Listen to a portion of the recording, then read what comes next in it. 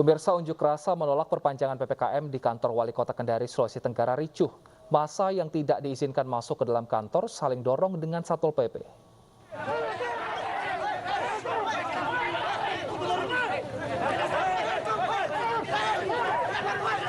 Kericuhan dipicu akibat tak diizinkannya puluhan mahasiswa masuk ke dalam kantor Wali Kota untuk bertemu Wali Kota Kendari. Suasana kembali memanas saat massa dihalangi untuk membakar ban di gerbang masuk kantor Wali Kota. Puluhan mahasiswa yang tergabung dalam Ikatan Mahasiswa Muhammadiyah Kendari meminta Wali Kota Kendari segera mencabut surat edaran nomor 610 tahun 2021 tentang perpanjangan PPKM di Kota Kendari karena dianggap menyengsarakan rakyat kecil. Sementara itu, ratusan karyawan kafe, pelaku usaha, dan pekerja seni di Kota Padang, Sumatera Barat juga berunjuk rasa dengan mengangkat bendera putih. Aksi ini digelar sebagai penolakan terhadap penerapan PPKM di Kota Padang.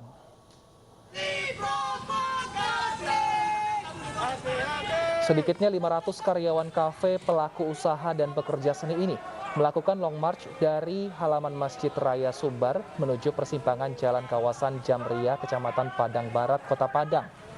Sambil mengusung sejumlah poster dan spanduk penolakan PPKM, ratusan karyawan coffee shop ini juga mengibarkan bendera putih secara bersama-sama yang diartikan sebagai pernyataan menyerah dengan keadaan yang mereka alami selama semasa PPKM diberlakukan. Sebagian besar para pendemo ini merupakan karyawan kafe dan resto yang diberhentikan karena tidak berjalannya usaha tempat mereka bekerja karena penerapan PPKM. Mereka menolak diperpanjangnya PPKM di Kota Padang yang rencananya akan diterapkan hingga 8 Agustus nanti. Nekat memotong uang bantuan sosial, 2 oknum pendamping sosial yang juga berprofesi sebagai guru honorer di Tangerang, Banten ditangkap. Keduanya beraksi selama 2 tahun dengan total kerugian mencapai 700 juta rupiah.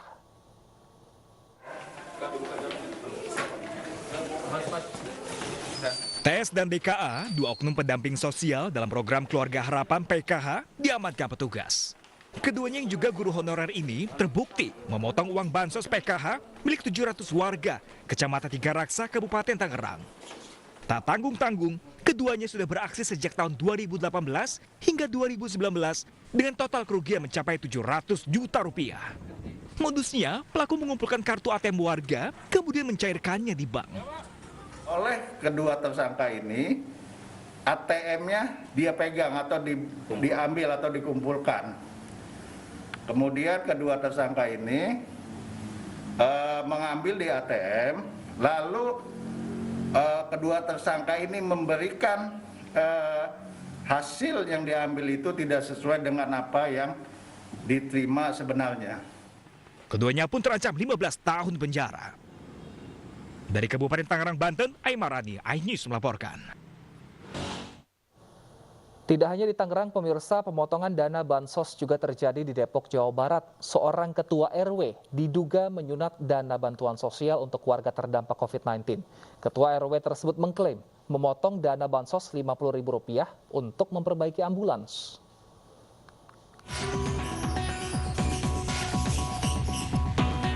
Ketua RW 05 Kelurahan Beji, Kecamatan Beji, Kota Depok, Jawa Barat diduga menyunat dana bantuan sosial untuk warga terdampak COVID-19.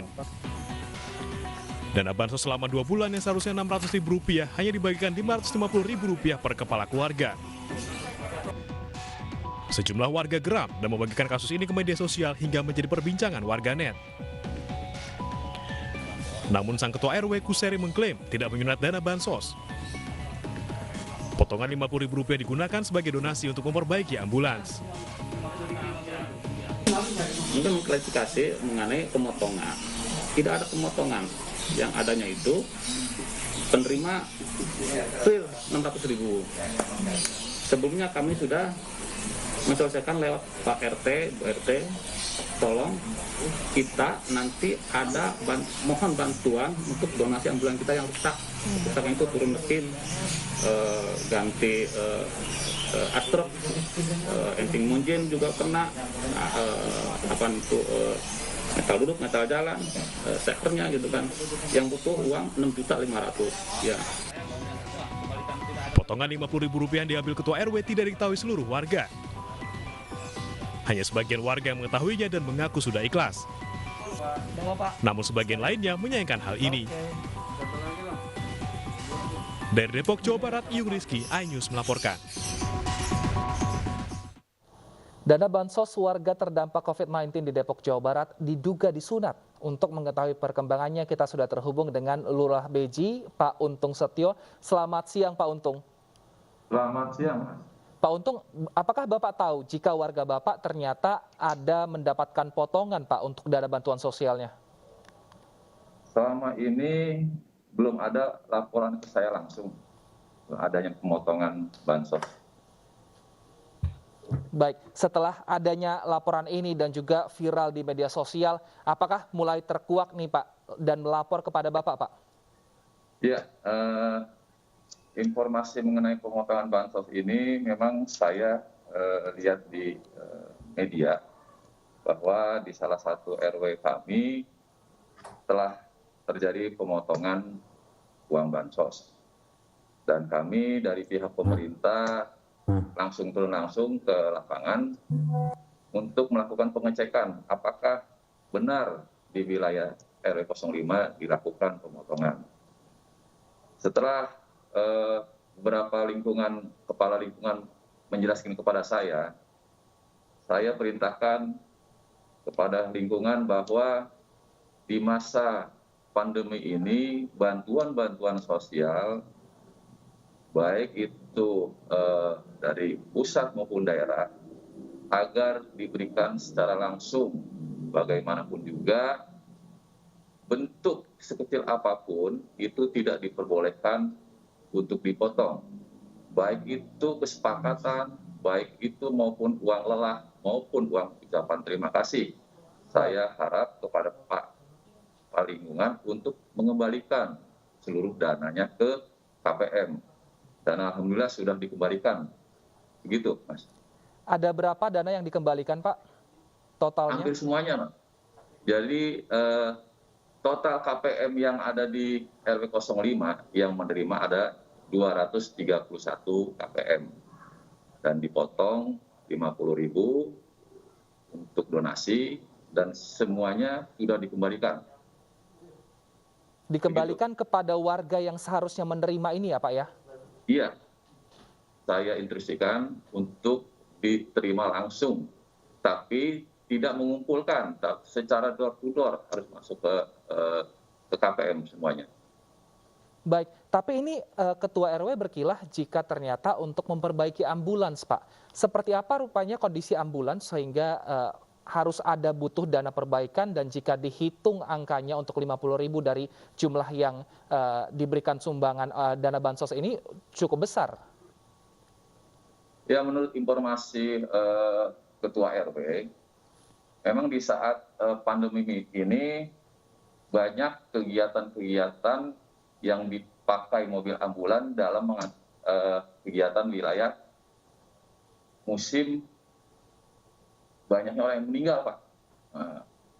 Jadi aktivitas ambulan itu meningkat di akhir-akhir bulan dan tahun ini karena banyak angka kematian yang sangat tinggi.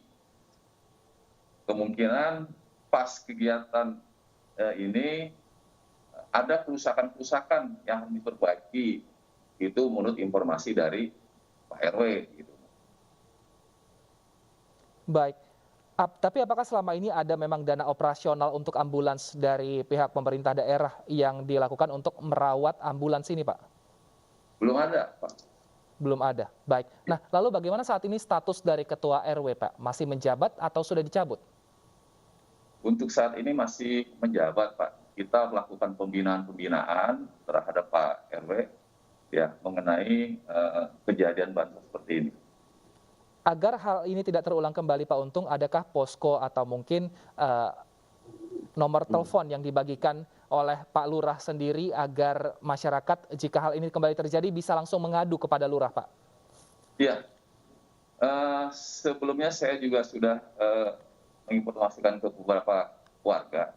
Kita punya grup RT RW yang adminnya itu langsung saya. Saya sudah menginstruksikan apabila ada permasalahan, silakan hubungi saya langsung. Begitu, Pak.